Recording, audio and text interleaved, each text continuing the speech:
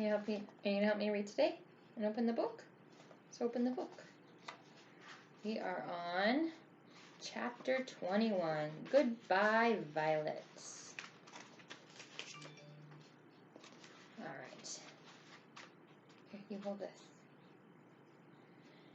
This gum, Mr. Wonka went on, is my latest and my greatest, my most fascinating invention. It's a chewing gum meal. It's that tiny little strip of gum lying there is the whole three-course dinner all by itself.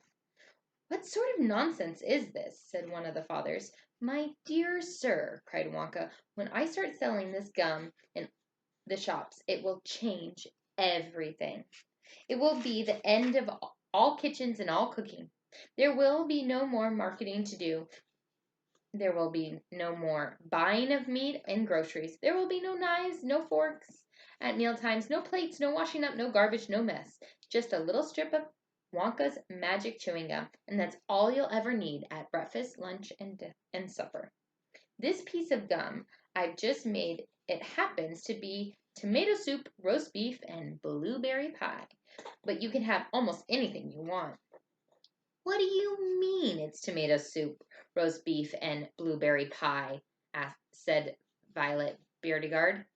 If you start chewing it, said Mr. Wonka, then that is exactly what you would get on the menu.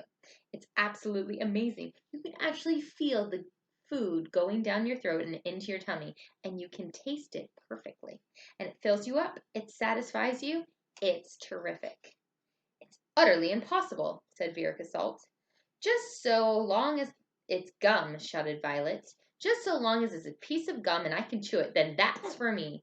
And quickly she took her own world record piece of chewing gum out of her mouth and stuck it behind her left ear. Come on, Mr. Wonka, she said. Hand over the magic gum of yours, and we'll see if the thing works. Now, Violet, said Mrs. Beardegard, her mother, don't do anything silly, Violet. I want the gum, Violet said. What's so silly?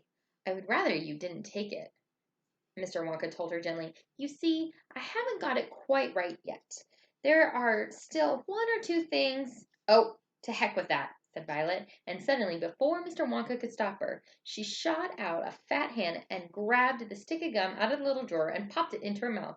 At once, her huge, well-chained jaws started chomping away on it like a pair of tongs. Don't, said Mr. Wonka. Fabulous, shouted Violet. It's tomato soup. It's hot and creamy and delicious, and I feel it running down my throat. Down the throat.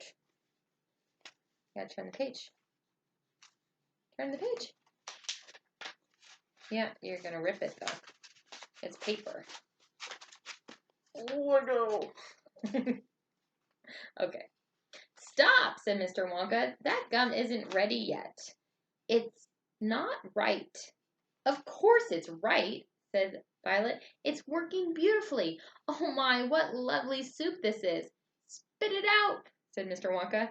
It's changing, shouted Violet, chewing and grinning both at the same time. The second course is coming up. It's roast beef. It's tender and juicy. Oh boy, what a flavor. The baked potato's marvelous too. It's got a crispy skin and it's filled with butter inside. But how interesting, Violet, said Mrs. Beardegard. You are a clever girl. Keep chewing, kiddo, said Mr. Beardegard. Keep right on chewing, baby.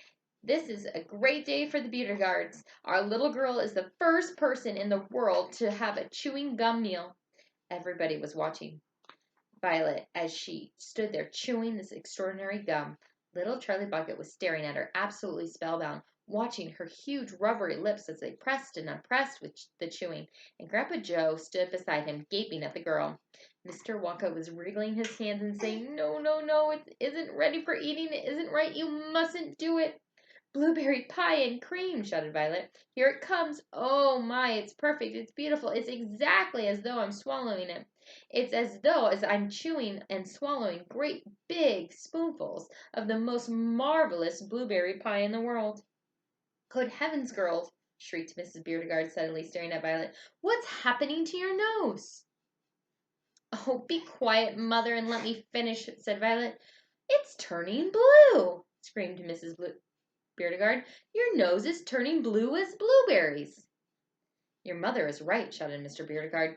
Your whole nose has gone purple. What do you mean? Said Violet, still chewing away. Your cheeks, screamed Mrs. Beauregard. They're turning blue as well, and so is your chin. Your whole face is turning blue. Spit the gum out at once, ordered Mr. Beauregard. Mercy save us, yelled Mrs. Beauregard. The girl's going blue and purple all over. Even her hair is changing color. Violet, you're turning violet. Violet! What is happening to you? I told you I hadn't got it quite right, sighed Mr. Wonka, shaking his head sadly. I'll say you haven't, cried Mrs. Beauregard. Just look at the girl now. Everybody was staring at Violet, and what a terrible, peculiar sight she was. Her face and her hands and her legs and her neck, in fact, the skin all over her body, as well as her great big mop of curly hair, had turned brilliant purplish blue, the color of blueberry juice. It always goes wrong when we come to the dessert, sighed Mr. Wonka. It's the blueberry pie that does it. But I'll get it right one of these days. You wait and see. Violet, screamed Mrs. Beauregard, you're swelling up. I feel sick, Violet said. You're swelling up, screamed Mrs. Beauregard again. I feel most peculiar, gasped Violet. I am not surprised, said Mr. Beauregard. Great heavens, girl, screeched Mrs. Beauregard. You're blowing up like a balloon. Like a blueberry, said Mr. Wonka. Call a doctor, shouted Mr. Beauregard. Prick her with a pin, said one of the other fathers. Save her, cried Mrs. Beauregard, wriggling her hands. But there was no saving her now. Her body was swelling up and changing shape at such a rate that within a minute it had turned into nothing but less than an enormous round blue ball. You just take this.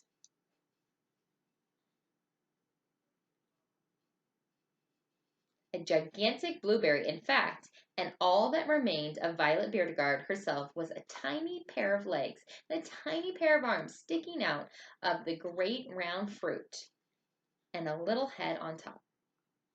It always happens like that, sighed Mr. Wonka. I tried it 20 times in the testing room on 20 Oompa Loompas, and every one of them finished up as a blueberry. It's most annoying. I just can't understand it. But I don't want a blueberry for a daughter, yelled Mrs. Beauregard. Put her back to what she was this instant. Mr. Wonka clicked his fingers, and 10 Oompa Loompas appeared immediately at his side. Roll Miss Beauregard into the boat, he said to them, and take her along to the juicing room at once. The juicing room! Cried Mrs. Beauregard. What are they going to do to her there? Squeeze her, said Mr. Wonka. We've got to squeeze the juice out of her immediately. After that, we'll just have to see how she comes out. But don't worry, my dear Mrs. Beauregard. We'll get her repaired if it's the last thing we do. I'm sorry about it all. I really am. Already, the 10 Oompa Loompas were rolling the enormous blueberry across the floor of the invention room towards the door that led to the chocolate river where the boat was waiting. Mr. and Mrs. Beauregard hurried after them. The rest of the party, including little Charlie Bucket and Grandpa Joe, stood absolutely still and watched them go. Listen, whispered Charlie. Listen up, Grandpa. The Oompa Loompas in the boat outside are starting to sing. The voices, 100 of them, singing together, came loud and clear into the room. And this is where it gets a little silly. Because those Oompa Loompas, they're not very nice. And they don't say always the nicest words. But it's in the book, so we'll read it. Dear friends, we surely all agree there's almost nothing worse to see than some repulsive little bum who's always chewing gum. It's very near as bad as those who sit around and pick their nose. So please believe us when we say that chewing gum will never play. It's the sticky habits bound to send the chewer to a sticky end. Did any of you ever know a person called Miss Bigelow? This dreadful woman saw no wrong in chewing all day long. She chewed while bathing in a tub. She chewed while dancing with her club. She chewed in church and on the bus. It really was quite ludicrous. And when she couldn't find her gum, she'd chew up the linoleum, or anything that happened near, a pair of boots, the postman's ear, or the people's underclothes. And once she chewed her boyfriend's friend's nose. She went on chewing till at last her chewing muscles grew so vast that from her face Her giant chin stuck out like a violin. Stuck out like just a violin. For years and years she chewed away, consuming 50 packs a day, until one summer eve's alas, a horrid business came to pass. Miss Bigelow went late to bed. For half an hour she lay and read, chewing all the while, like some great clockwork crocodile. At last she put her gum away until upon a special little tray, and settled back and went to sleep. She managed this by counting sheep. But now, how strange! Although she slept, those massive jaws of hers still kept on chewing through the night. Even with nothing there to bite, they were, you see, in such a groove they positively had to move. And very grim it was to hear in the pitch darkness, loud and clear, the sleeping woman's great big trap, opening and shutting, snap, snap, snap. Faster, faster, chomp, chomp, chomp. The noise went on, it wouldn't stop, until at last her jaws decided to pause and open extra wide. With a most tremendous chew, they bit the lady's tongue in two. Thereafter, just from chewing gum, Miss Bigelow was always dumb, and spent her life shut up in some disgusting sanatorium. And that is why we'll try so hard to save Miss Violet Beauregarde from suffering an equal fate. She's still quite young, it's not too late. Provided she survives the cure, we hope she does. We can't be sure. Aren't those Oompa Loompas kind of mean and have silly stories? Mm-hmm. They probably don't have a lot of friends. All right. Chapter 22, Along the Corridor.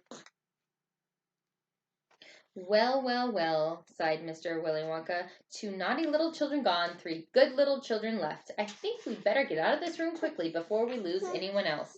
But Mr. Wonka, said Charlie Bucket anxiously, will Violet Beauregarde ever be all right again, or will she always be a blueberry? They'll dejuice her in no time flat, declared Mr. Wonka. They'll roll her into the dejuicing machine, and she'll come out just as thin as a whistle. Will she still be blue all over? Cried Charlie. She'll be purple, cried Mr. Wonka. A fine, rich purple from head to toe. But there you are. That's what comes from chewing disgusting gum all day long. If you think gum is so disgusting, said Mike to V, then why do you make it in your factory? I do wish you wouldn't mumble, said Mr. Wonka. I can't hear a word you're saying. Come on, off we go. Hurry up, follow me. We're going into the corridors again. And so saying, Mr. Wonka scuttled across to the far end of the venting room and went through a small secret door hidden behind a lot of pipes and stoves. And the 3 remaining children, Veruca Salt, Mike DeVee, and Charlie Bucket, together with the 5 remaining grown-ups, followed after him. Charlie Bucket saw that they were now back in one of those long pink corridors with many other pink corridors leading out of it. Mr. Wonka was rushing along in front, turning left and right and left, and Grandpa Joe was saying, Keep a good hold of my hand, Charlie. It would be terrible to get lost in here. Mr. Wonka was saying, No time for any messing about. We'll never get anywhere at the rate we've been going. And he rushed down the endless pink corridor with his black top hat perched on top of his head and his plum-colored velvet coattails flying out behind him like a flag in the wind. They passed another door, then another, and then another. There were doors every 20 paces or so along the corridor. Now they all had something written on them. The strange clanking noises were coming from behind several of them. The most delicious smells came wafting. Several of them had... Oh, I lost my place. Hold on, let me go back. They passed another door, then another and another. Then there were doors every 20 paces or so along the corridor. Now, and they all had something written on them. Strange clanking noises were coming behind several of them, and delicious smells came wafting through the keyholes, and sometimes little jets of colored steam shot out from the cracks underneath. Do we need a rock? Grandpa Joe and Charlie were half running and half walking to keep up with Mr. Wonka, but they were able to read what it said on quite a few of the doors as they hurried by. Edible marshmallow pillows, it said on one. Marshmallow pillows are terrific, shouted Mr. Wonka as he dashed by. They'll be all the rage when I get them into shops. No time to go in, though. No time to go in. Lickable wallpaper for nurseries, it said on the next door. Lovely stuff. Lickable wallpaper, cried Mr. Wonka, rushing past. It has pictures of fruit on it. Bananas, apples, oranges, grapes, pineapple, strawberries, and snozzleberries. Snozzleberries, said my TV. Don't interrupt, said Mr. Wonka. The wallpaper has pictures of all these fruits printed on them, and when you lick the picture of the banana, it tastes like a banana. And when you lick a strawberry, it tastes like a strawberry. And when you lick a snozzleberry, it tastes exactly like a snozzleberry. But what does a snozzleberry taste like? You're mumbling again, said Mr. Wonka. Speak up louder next time. On we go. Hurry up. Hot ice cream for cold days, it said on the next door. Extremely useful in the winter, said Mr. Wonka, rushing on. Hot ice cream warms you up. No, and in freezing weather. I also make hot ice cubes for putting in hot drinks, and hot ice cubes make hot drinks hotter. Cows that give chocolate milk, it said on the next door. My pretty little cows, cried Mr. Wonka. How I love those cows. But why can't we see them? Asked Veruca Salt. Why do we have to go rushing past all these lovely rooms? We shall stop in time, called Mr. Wonka. Don't be so madly impatient. Fizzy lifting drinks, it said on the next door. Oh, those are fabulous, cried Mr. Wonka. They fill you with bubbles, and the bubbles are full of special kinds of gas, and this gas is so terrifically lifting that it lifts you right off the ground, just like a balloon, and up you go until your head hits the ceiling, and there you stay. But how do you come down again? Asked Charlie. You do a burp, of course. Burp, burp, burp, said Mr. Wonka. You do a great, big, long, rude burp, and up comes the gas, and down you go. But don't drink it outdoors. There's no knowing how high you'll be carried if you do that. I gave some to an Oompa Loompa once out in the backyard, and he went up and up and up and disappeared out of sight. It was very sad. I never saw him again. He should have burped, Charlie said. Of course he should have burped, said Mr. Wonka. I stood there shouting, burp, you silly, burp, or you'll never come down again. But he didn't, or couldn't, or wouldn't. I don't know which. Maybe he was too polite. He must be on the moon by now. On the next door, it said, square candies that look round. Wait, cried Mr. Wonka, skidding suddenly to a halt. I'm very proud of my square candies that look round. Let's take a peek. And we'll stop there at chapter 23. Square candies that look around. I think we're done. I think we're as far as we can go. Say goodbye. Squirmy little baby. All right, bye.